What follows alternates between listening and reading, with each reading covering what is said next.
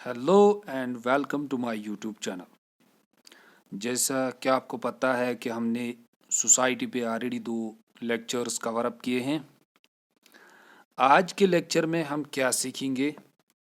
आज के लेक्चर में हम वो फेमस वर्क्स देखेंगे, उन सोशलॉजिस्ट्स को देखेंगे जिन्होंने सोसाइटी पे काम किया है, जिन्होंने सोसाइटी में कुछ कंसेप्ट्स दिए हैं और कुछ थ्योरीज भी दिए हैं। ठीक है, चलिए तो चलते हैं फिर आज के लेक्चर की ओर।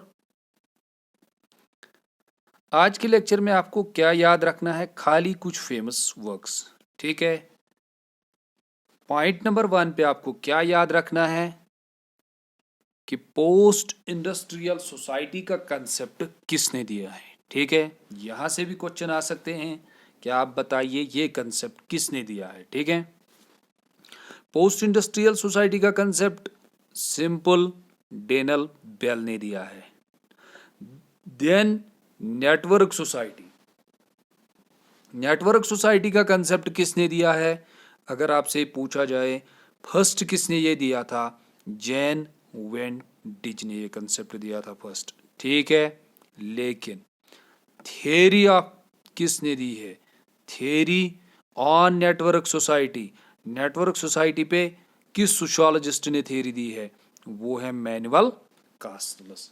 ठीक है, then consciousness of kind Gibbs. उसके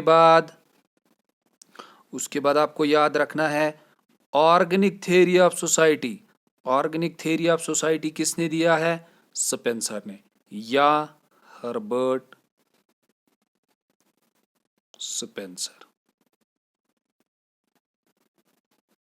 ठीक है, हर्बर्ट स्पेंसर ने दी है organic theory of society.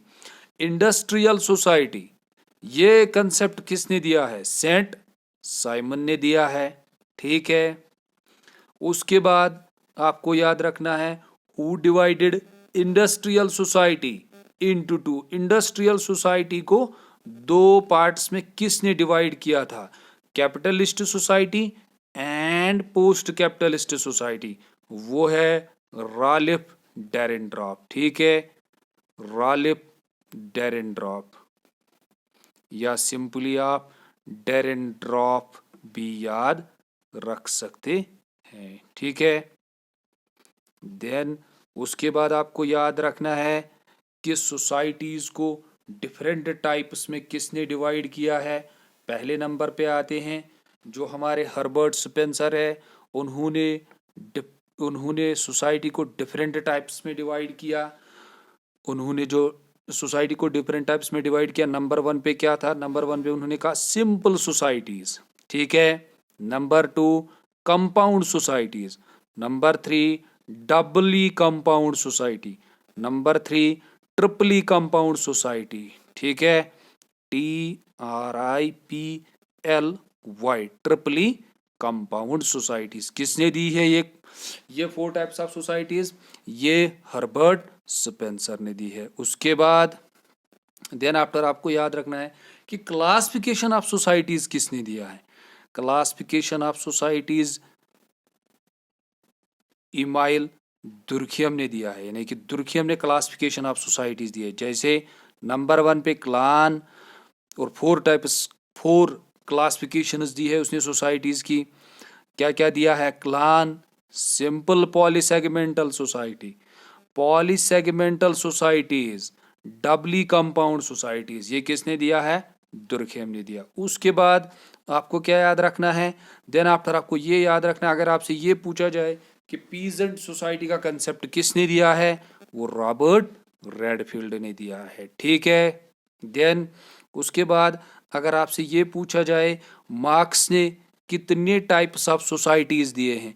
Marks ने 5 टाइप्स ऑफ सोसाइटीज दिए हैं, ये भी याद रखिएगा आप। 5 टाइप्स ऑफ सोसाइटीज किसने दिया है? कार्ल मार्क्स ने।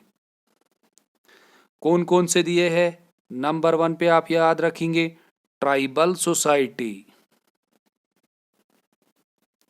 ट्राइबल सोसाइटी या इसको हम बोलते हैं प्रिमिटिव कम्युनिज्म। ठीक है, और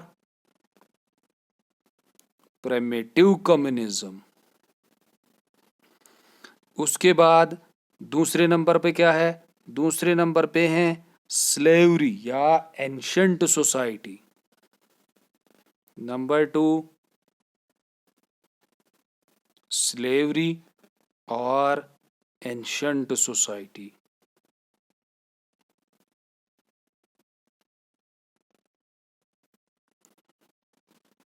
अगर आपसे ये पूछा जाए कि क्लास किस सोसाइटी में स्टार्ट हुआ था अकॉर्डिंग टू कार्ल मार्क्स, तो नंबर 2 आप याद रखेंगे। ठीक है, क्लासेस यानी कि रिच एंड पुअर क्लासेस। ठीक है, जिसको मार्क्स बोलते हैं पुअर क्लास को मार्क्स क्या बोलते हैं? पुअर क्लास को कार्ल मार्क्स बोलते हैं प्रोलेटरीट्स, ROLI। पुअर क्लास को कार्ल मार्क्स क्या कहता है? प्रोलेटरीट्स। रिच क्लास को क्या कहता है? वो बोर्जुआज। ठीक है, ये भी याद रखिएगा आप। देन उसके बाद आपको याद रखना है कि तीसरे नंबर पे कौन सी type of society Karl Marx ने दी? उसको हम कहते हैं फ्यूडल एस्टेट सोसाइटी। ठीक है, उसके बाद चौथे नंबर पे कौन सी type of society Karl Marx ने दी? Capitalist society.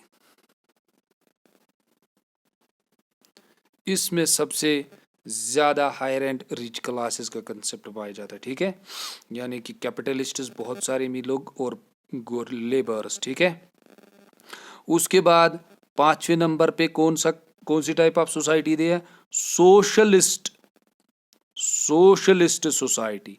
और अगर आपसे ये पूछा जाए अकॉर्डिंग टू कार्ल मार्क्स किस टाइप ऑफ सोसाइटी में सोसाइटी क्लास लेस सोसाइटी थी, तो वो किस स्टेज में थी या किस टाइप ऑफ सोसाइटी में थी? लास्ट वाला जो है 5th। ठीक है, इसमें सोशलिस्ट